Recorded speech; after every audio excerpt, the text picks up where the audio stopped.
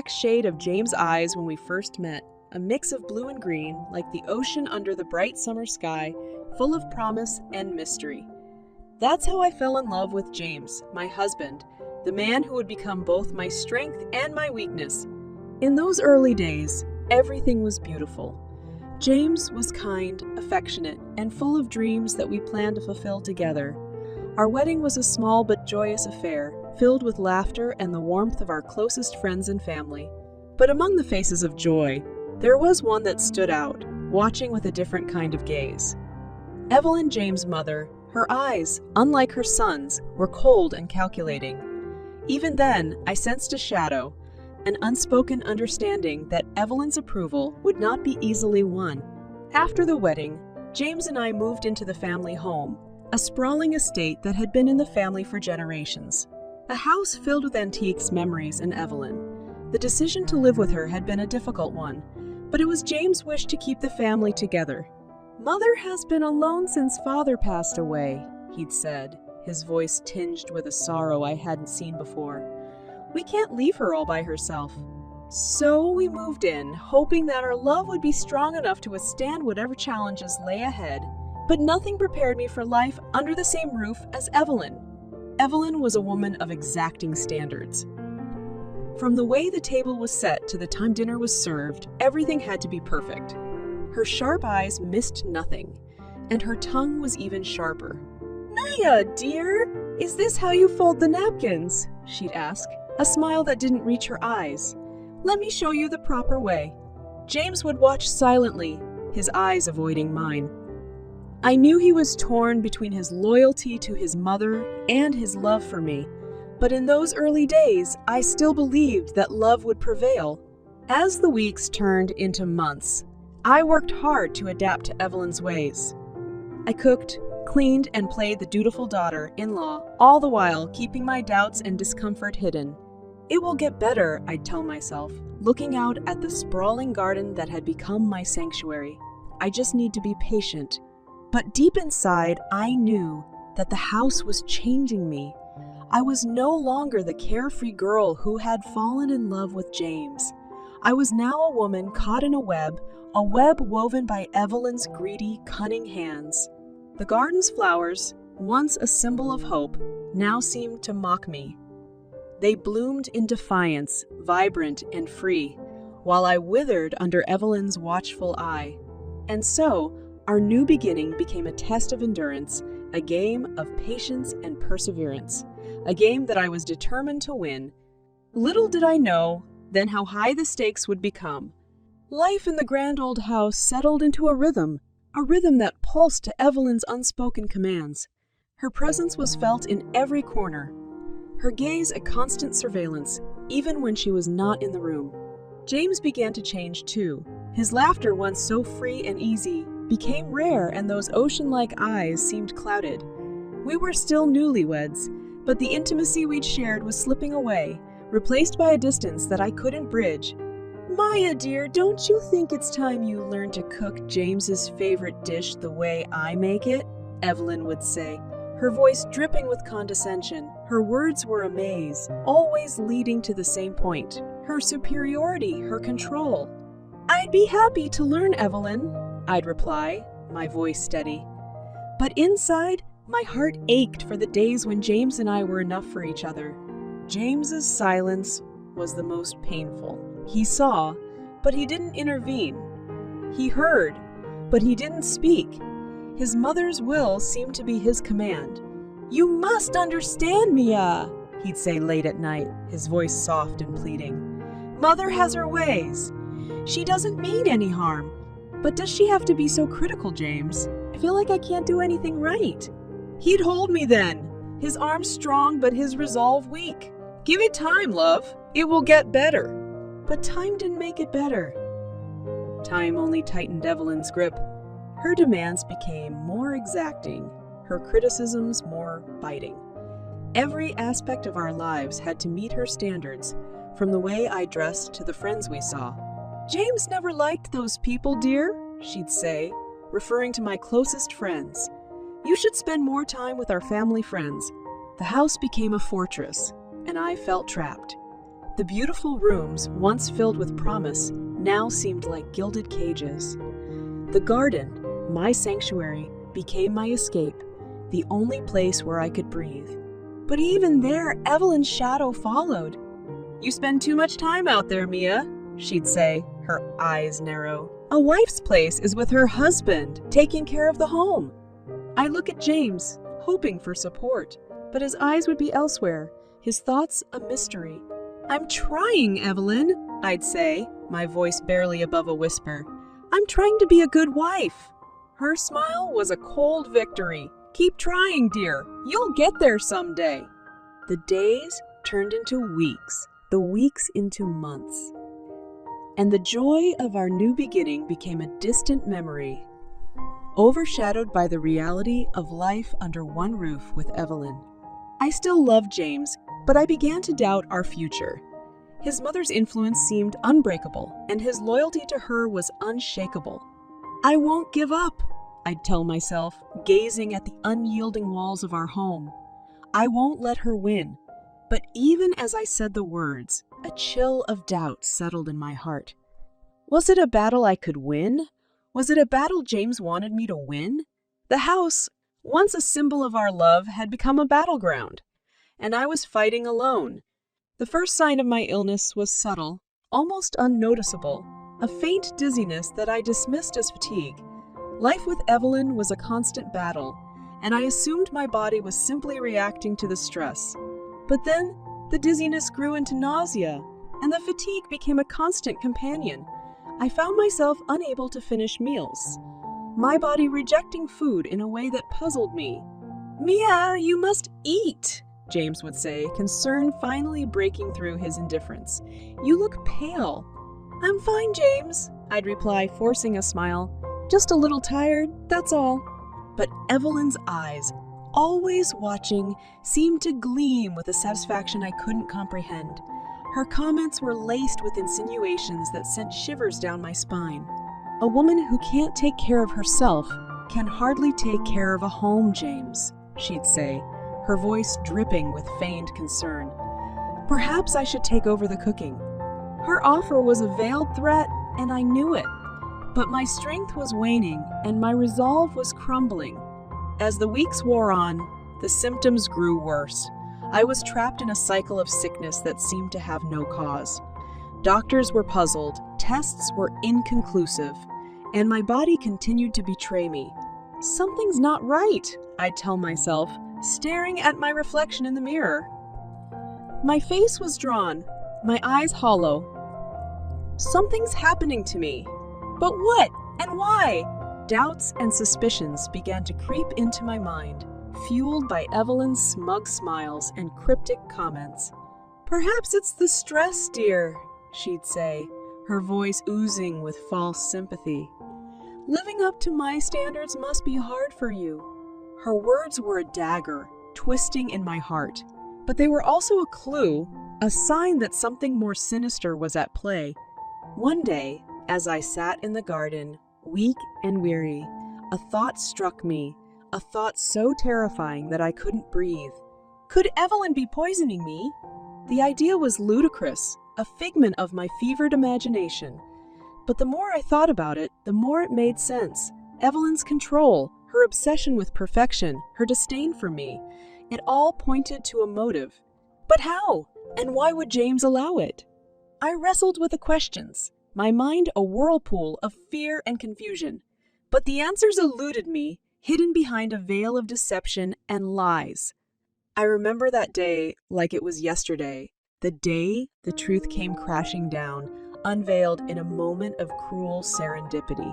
It was a typical morning, the sun filtering through the heavy drapes, casting a golden glow on the polished wood of our dining room. James was at the breakfast table, his eyes buried in the newspaper, his face showing the wear of a troubled night. I was in the kitchen, my body still weak, but my determination strong. My suspicions of Evelyn had turned into a silent obsession gnawing at me, urging me to act. But I needed proof, evidence that would convince James, evidence that would convince James, evidence that would free us both from her twisted grip. My mind was lost in thought when James's phone rang, its sharp trill cutting through the silence. I glanced towards the dining room. my heart skipping a beat as I saw the name on the screen. It was Evelyn! My instincts screamed at me to listen, to seize the opportunity that had presented itself. But my conscience held me back. A voice whispering that eavesdropping was wrong. James answered, his voice tense. Yes, Mother. I strained to hear, my breath held, my body frozen. His words were a murmur, a tantalizing glimpse into a conversation I longed to understand. I moved closer, drawn by a force I couldn't resist. I knew what was wrong, but the need to know was overwhelming. Why are you asking about that, Mother? James's voice was sharp, his words tinged with an anxiety that sent a chill down my spine. I crept closer, my ears straining to catch Evelyn's response, but her voice was a distant hum, her words lost in the vastness of the room. Why is the wife still alive? Evelyn yelled, but she didn't know that the phone was on speakerphone. James's face turned pale, his eyes wide with shock. My heart stopped, my mind reeling. Her words were a sledgehammer, shattering my world in an instant. He continued to speak, his voice a mixture of confusion and fear, but I couldn't hear. I couldn't think. The room was spinning and the walls were closing in. My husband, my love, had been a part of it. He had known, he had been complicit. And I had been blind, so blind. I stumbled back, tears streaming down my face, my body racked with sobs. The truth was out, and it was more horrifying than I could have ever imagined. Evelyn's laughter echoed in my mind, a cruel reminder of her victory. She had won, and I had lost everything. The phone call ended, and the room fell into silence. But the silence was a lie, a facade hiding a truth too terrible to bear.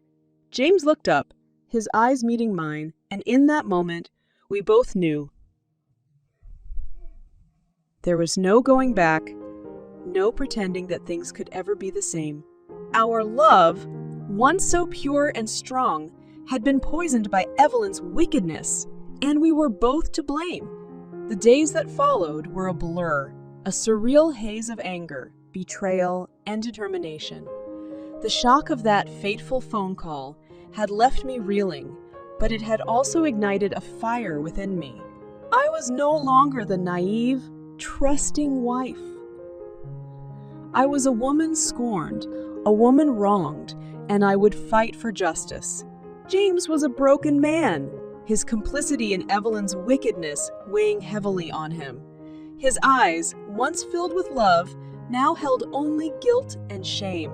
I never wanted this, Mia, he'd whisper, his voice choked with tears. I never meant for you to get her.